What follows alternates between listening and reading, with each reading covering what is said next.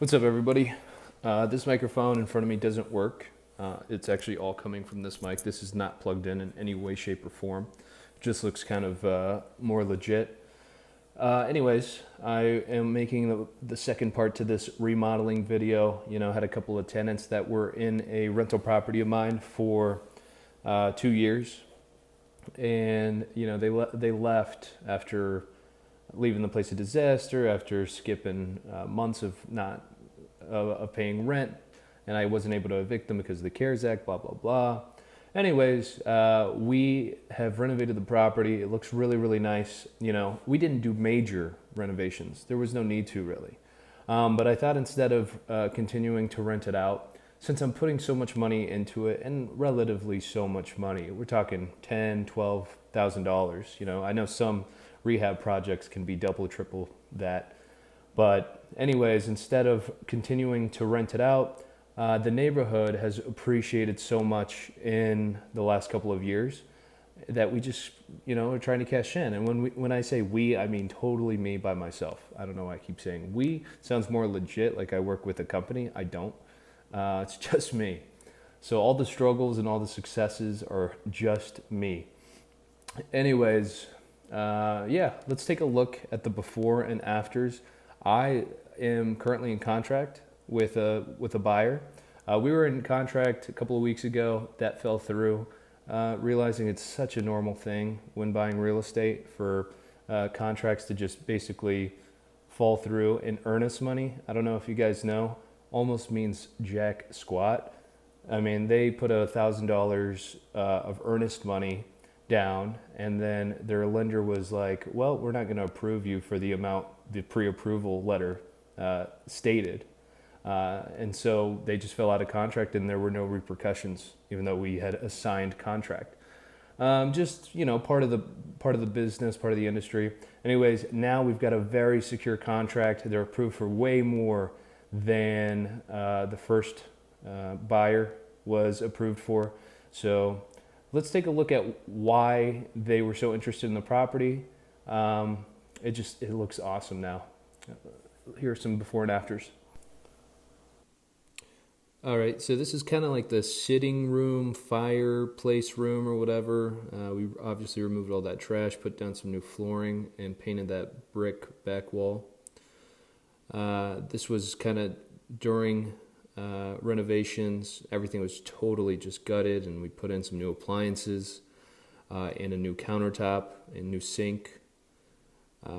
Here's kind of the living room. It's a smaller living room, but the paint was really the main thing that we did here. Now, we had to rip out carpet in the entire house because it just smelled like dog shit and dog piss.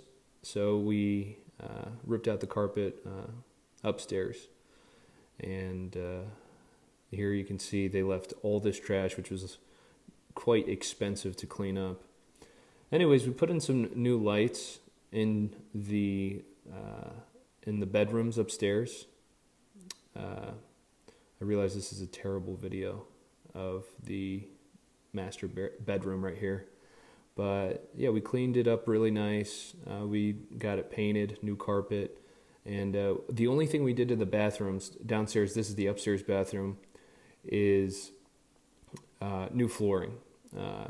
No new toilet, no new nothing. The showers is exactly the same because it was in good shape. It wasn't in the best shape, but it was in good shape, and I don't think it would have been much of a return on investment in those areas compared to the other areas of the house.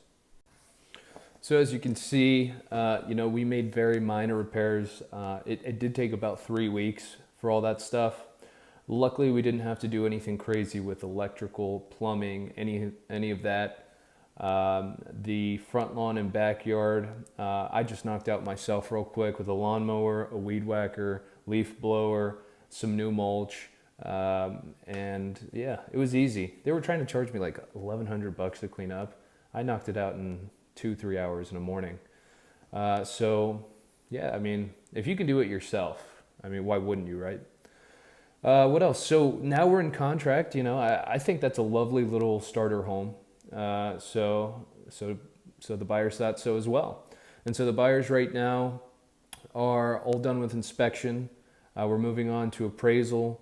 We're going to close first week or so of October, and it's just really nice to have this house that I bought with old appliances, rented out. Didn't have the best experience renting it out, but I learned a lot. And now it's in much, much better condition. It's a beautiful home. I would live there. It's just a little far away from my work. I'm not big on commuting.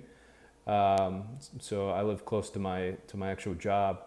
I would live there. I mean, it's a beautiful house. And so the fact that we are leaving it in much better condition than we found it is, a point of pride. And my real estate agent has been so helpful in this process. Buying with a real estate agent is totally different than selling with a real estate agent. I think when you're selling with a real estate agent, you need a lot of experience in that agent. And I definitely had that with this one. So that was, I'm very grateful for that. But yeah, hopefully nothing goes awry here in the next couple of weeks. It's been a huge learning experience. And like I mentioned at the beginning of the video, I'm hoping to jump right back in with buying another property after winter. I got a decent amount of money saved up, not only as a cushion for the rental properties that I have, but also for future investments. And I'm really excited to see, am I buying a duplex and renting it out on both sides? Am I buying a really nice single family home in a nice neighborhood and Airbnb-ing it, in downtown Columbus? We'll have to see. We'll have to see where it makes sense. So that's it. Thanks for watching. I'll post something else maybe here in the next couple of weeks about just delving a little bit deeper into my experience with rental properties so far, how I work with banks, how I save up for down payments, how I choose my real estate agents, whether or not it makes sense for me to get my real estate agent's license if I am continuing to buy properties, where I find good deals, this low rate environment that we're in, all kinds of stuff to cover, and there's a million YouTube channels, but I thought it would be fun to kind of share my perspective because everybody's perspective is unique. So here it is, and thanks for listening.